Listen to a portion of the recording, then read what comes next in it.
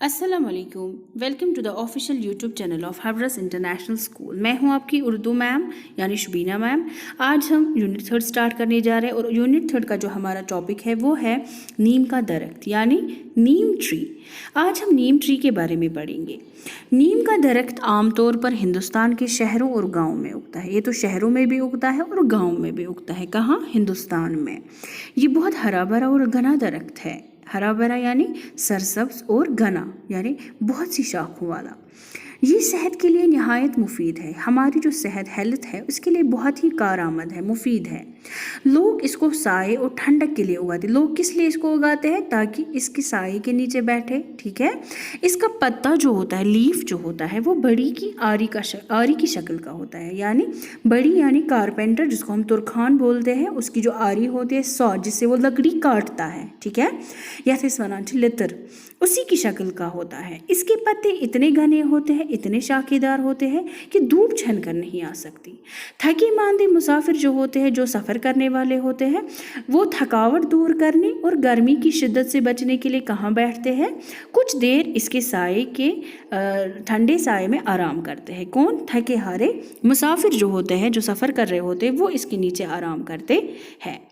नीम की छाँव बीमारों के लिए बहुत फ़ायदेमंद। कहते हैं नीम की जो छाँव होती है, जो साया होता है, जो बीमार होते हैं उनके लिए बहुत ज़्यादा फ़ायदेमंद होता है।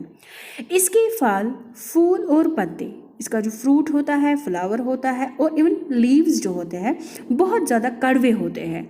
ठीक है, बिटर होते हैं वो, जिनसे मुख्तलिफ़ किस्म की दवाइयाँ तैयार की जाती हैं। वहाँ से हमें बहुत सारी दवाइयाँ मिलती हैं।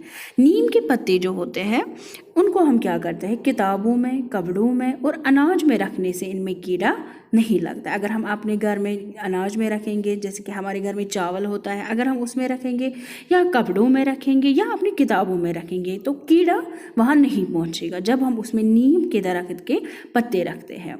नीम की पतली और कोतली टहनियों को तोड़कर कुछ लोग मिसवाक के तौर पर दांत साफ करते हैं। कहते हैं नीम की जो पतली और कोतली टहनियाँ जो होती है, ट्विक्स जो होती है, इसके जो ब्रांड्स होते हैं, इसकी शाखें होती है, उसको छोटे छोटे पीसेस में काट कर मिसवाक बनाते हैं। नीम की टहनियों पर ये जो इसकी टहनियाँ जो होती है, इसकी जो शाखें होती है, ये इतनी मजबूत होती है कि इन पर झूले लगाए जाते हैं जिन पर बच्चे झूला झूलते हैं। ठीक है, बच्चे झूला झूलते हैं वहाँ पे, इसी नीम ट्री पे वो झूला लगाते हैं।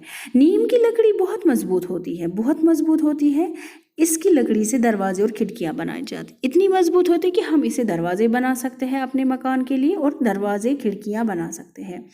गर्मियों के मौसम में नीम के दरख्त पर फूल आते हैं। कहते हैं गर्मियों का जो मौसम होता है, जैसे कि गर्मियाँ जब होती है, स्प्रिंग नहीं, गर्मियाँ, ठीक है, तो तब क्या होता है? इस दरख्त पे फूल आते हैं, फ्लावर्स आते हैं जो बहुत ही खूबसूरत होते हैं। ठीक है, और इन फूलों से खुशबू भी आती है, बहुत अच्छी खुशबू, और वो बहुत दूर तक फैल जाती है उसकी खुशबू।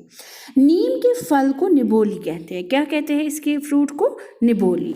अब लेकिन जो कच्ची निबोली होती है वो बहुत हरी होती है, बहुत हरी यानी बहुत सब्ज होते, सब्ज कलर की होती है, ग्रीन कलर की होती है। ठीक है, तो वो बहुत कड़वी होती है, बहुत ज़्यादा बिटर होती है, उसको हम नहीं खा सकते हैं। लेकिन जब ये पक जाते हैं तो पकने पर इसका रंग कैसा हो जाता है? पीला यानी येलो कलर का हो जाता है। ठीक है, और येलो कलर का जब ये पक जाता है इसका फ्रूट, तो इसमें मिठास पैदा होते, पहले ये कड़वा होता है। अब जो परिंदे होते हैं, ख़ास तौर पर तोते या कौवे, इस फल को बड़े शौक से खाते हैं। ठीक है, तो ये था हमारा नीम का दरख्त। उम्मीद है आपको समझ आया होगा। ठीक है, शुक्रिया, थैंक यू।